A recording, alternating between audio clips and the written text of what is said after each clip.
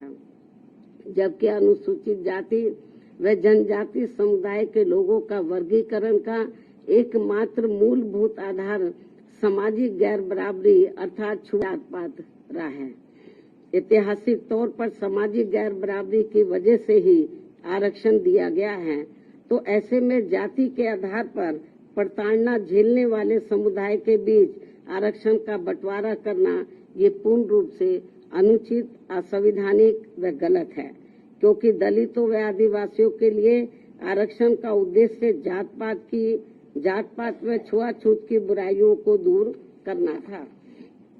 साथ ही दिनांक 1 अगस्त 2024 के माननीय सुप्रीम कोर्ट के निर्णय अनुसार अब राज्य सरकारें अनुसूचित जाति व जनजाति का उप वर्गीकरण कर सकते हैं, जो कि असंवैधानिक है एवं उचित नहीं है। इतना ही नहीं बल्कि अनुसूचित जाति एवं जनजाति समुदाय का उप वर्गीकरण जिसे माननीय सुप्रीम कोर्ट ने अनुमति दे दी है, इसे अब राजनीतिक दलों द्वारा राजनीतिक हथियार के रूप में उपयोग किया जाएगा। जहां एक तरफ राजनीतिक दल अपने राजनीतिक उद्देश्यों को पूरा करने के लिए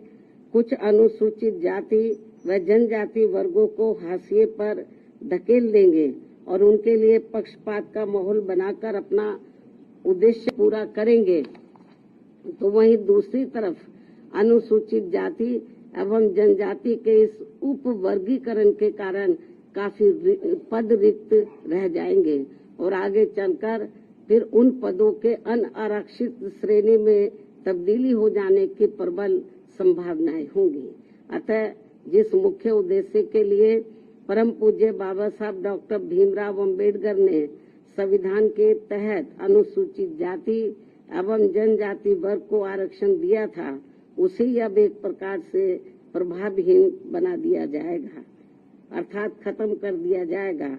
वैसे भी खासकर बीजेपी, कांग्रेस व समाजवादी पार्टी आदि हमेशा से ही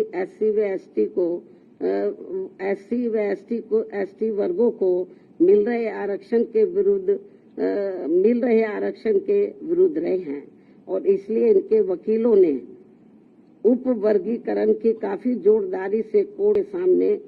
अपनी दलीलें भी रखी हैं और इसे खत्म करने की सिफारिश में ये पार्टियां हमेशा प्रयासरत रहती हैं।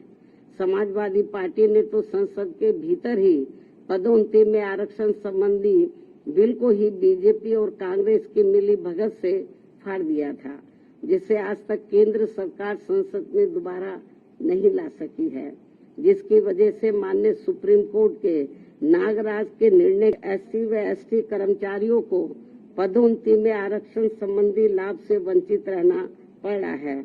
तथा अब इसी प्रकार से इस नए निर्णय दिनांक 1 अगस्त 2024 के तहत अंत में हमेशा के लिए ही इन वर्गों को आरक्षण से वंचित करेगा और इससे फिर बीजेपी, कांग्रेस व समाजवादी पार्टी आदि को आरक्षण खत्म करने के लिए इन्हें संविधान बदलने की भी जरूरत नहीं पड़ेगी। और यही कारण है कि इन पार्टियों ने केंद्र सरकार व राज्य सरकारों की तरफ से उचित पैरवी भी नहीं की है और काफी कुछ उप वर्गीकरण के पक्ष में दलीलें रखी हैं, जिससे कि मौजूदा चल रहे आरक्षण के विरुद्ध निर्णय आए और एनडीए व इंडिया अलायंस की सभी पार्टियों की नीयत ठीक होती और वो एससी व एसटी को मिल रहे आरक्षण में छेड़छाड़ आदि करके उसे खत्म नहीं करना चाहते, तो फिर मेरी इन सभी पार्टियों से ये अपील है कि ये सभी पार्टियां इस विषय पर, इस मुद्दे पर देश के समूचे एससी व एसटी समाज के समक्ष अपने स्पष्ट करें और इसी चल रहे संसद सत्र में संविधान में उचित संशोधन लाकर ये स्पष्ट करें कि अनुच्छेद 341 व 342 के तहत माननीय राष्ट्रपति द्वारा घोषित एससी व एसटी जातियों के संबंध में भविष्य में किसी भी प्रकार की छेड़छाड़ व उप वर्गीकरण करने का अधिकार किसी को भी नहीं होगा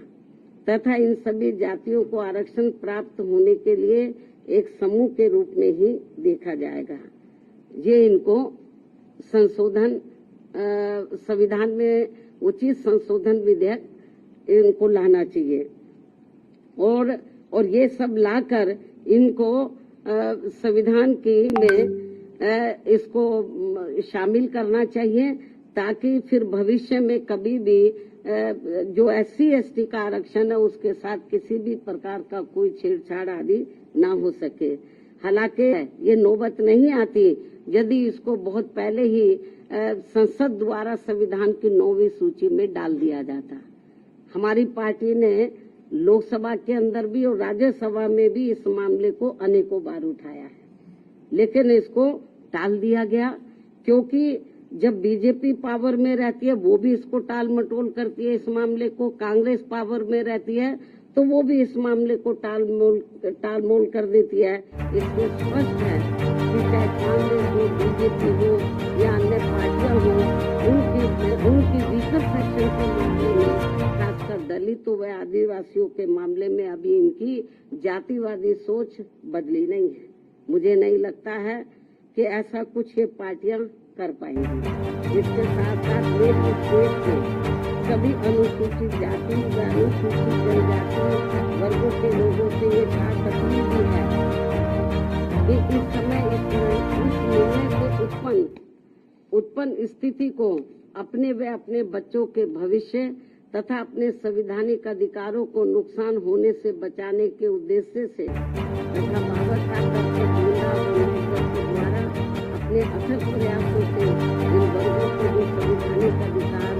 दिलाए गए हैं तो उन्हें खत्म होने से बचाने के लिए इस स्थिति को अपने लिए एक आपातकालीन की स्थिति समझते हुए इन्हें एकजुट होना पड़ेगा तथा मात्र अपने अपने राजनीतिक स्वार्थ व दबाव से प्रेरित न होकर यहाँ सभी राजनीतिक पार्टियों के ऊपर दबाव डालकर उचित संवैधानिक संशोधन लाने के लिए मजबूर करना पड़ेगा। इस खास अपील के साथ ही अब मैं माननीय सुप्रीम कोर्ट से भी ये पुरजोर अपील करती हूँ कि वह देश में SC व ST वर्गों के हितों में अपने 1 अगस्त सन 2024 के दिए गए फैसले पर खुद ही पुनर्विचार करके इसके निर्णयों पर बातों को खास ध्यान में रखते हुए जरूरी बदलाव लाए, तब्दीली लाए, वरना इन वर्गों में से आरक्षण के पात्र लोगों को बड़ा भारी नुकसान हो जाएगा। इस खास अपील के साथ ही अब मैं अपनी बात यही समाप्त करती हूँ। धन्यवाद। जय हिंद, जय भारत।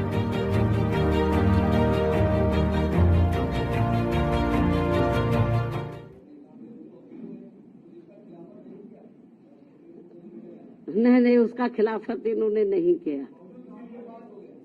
वो पूरा उन्होंने तो बल्कि इस मामले में वो ऐसी दलीलें रखते रहे कि जिससे माननीय सुप्रीम कोर्ट को ये फैसला देने में उनको और मदद मिल गई। चाहे तो कांग्रेस की ओर से वकील खड़े हुए हों या सरकार की ओर से खड़े हुए हों, इन्होंने एक प्रकार से माननीय सुप्रीम कोर्ट की मदद ही की है इस मामले में। तो इससे जाहिर हो जाता है कि इनकी इंटेंशन सही नहीं है और ये लोग SC और ST को जो रिजर्वेशन मिल रहा है इसको सीधा खुद ना खत्म करके माने कोर्ट के जरिए, जुडिशरी के जरिए ये इसको खत्म करना चाहते और इसमें ये लोग काफी हद तक कामयाब भी हो गए हैं और हमारी पार्टी इसको लेकर बड़ी चिंतित है।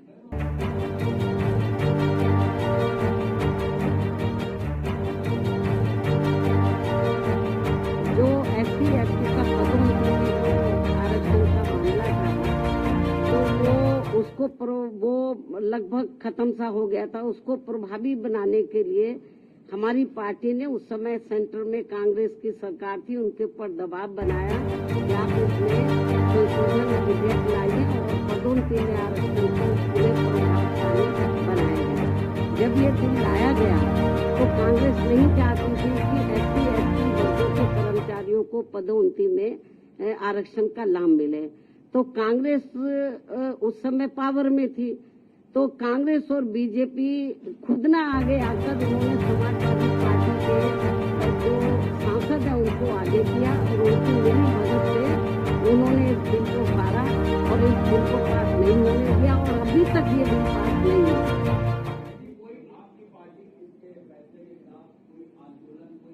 नहीं, अभी आंदोलन मैं आपको जो बताया ना कि हम लोग तो बीजेपी कांग्रेस को सोच सकते हैं क्योंकि इनको इनके वकीलों को सही पैरवी करनी चाहिए, सरकार को सही पैरवी करनी चाहिए। हमने माननीय सुप्रीम कोर्ट से मीडिया के माध्यम से हमने उनसे अपील की है आज कि वो अपने इस फैसले पर पुनर्विचार करें, इस फैसले को बदले, वरना इस देश में जो करोड़ों दलित और आदिवासी समाज के लोग हैं तो जिनको अपने पैरों पर खड़े करने के लिए परम पूज्य बाबा साहब डॉक्टर अम्बेडकर ने जो उनको आरक्षण की सुविधा दी थी, यदि ये खत्म हो गई तो बड़ा मुश्किल हो जाएगा। और जो लोग ये कहते हैं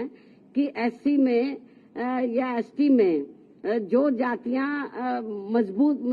हर मामले में आर्थिक तौर पर मजबूत हो गई हैं तो उसमें से मैं समझती हूँ उसमें से 10 या 11% लोग मजबूत हो गए होंगे, बाकी 90% लोगों की हालत तो बहुत ज्यादा खराब है।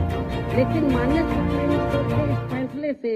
जो लगभग 90% लोग जिनको अभी आरक्षण की जरूरत है तो वो तो और ज्यादा पिछड़ जाएंगे, उनको यह आरक्षण अब मिलेगा नहीं। इस निर्णय के अनुसार यदि उन जातियों को निकाल दिया जाएगा, बहुत बुरा हुआ है। और केंद्र और जबकि बीजेपी को चाहिए, वो अपने आप को कहते हैं कि हम SC/ST के हिमायती हितैषी हैं, उनको चाहिए पहली बात तो इस केस की पैरवी उनको सही तरीके से करनी चाहिए थी, उन्होंने नहीं की। कांग्रेस ने बेबी ढुलमुल रवैया अपनाया। ऐसी स्थिति में मेरा बीजेपी की जो 9-10% जो जाटव या इससे मिलती जुलती जातियों की स्थिति, आर्थिक स्थिति सुधर भी गई है, लेकिन समाज में तो आज भी जातिवादी लोग उनको पुराने नजरिए से देखते हैं, जात पात तरीके से देखते हैं। इसलिए अभी इन सबको रिजर्वेशन की बहुत ज्यादा सख्त जरूरत है। नहीं, अभी ये तो माननीय सुप्रीम कोर्ट को बताना चाहिए था ना, हम लोग तो नहीं करेंगे। सुप्रीम कोर्ट ने कोई इसका पैमाना अभी तय किया नहीं है। बहुत ढुलमुल ये जजमेंट है और इस तरीके से इसकी आड़ में राज्य सरकारें जो SC/ST को अभी तक रिजर्वेशन मिल रहा है इसको बिल्कुल निष्प्रभावी बना देंगी, ना के बराबर इसको कर देंगी, लोगों को कोई इसका लाभ नहीं मिलेगा। नहीं, हमारे को तो उन्होंने कब बुलाया ही नहीं, जबकि हमारी पार्टी इनके लिए लड़ाई लड़ती रही है। हमको भी बुलाते तो हमारी ओर से वकील जरूर जाता।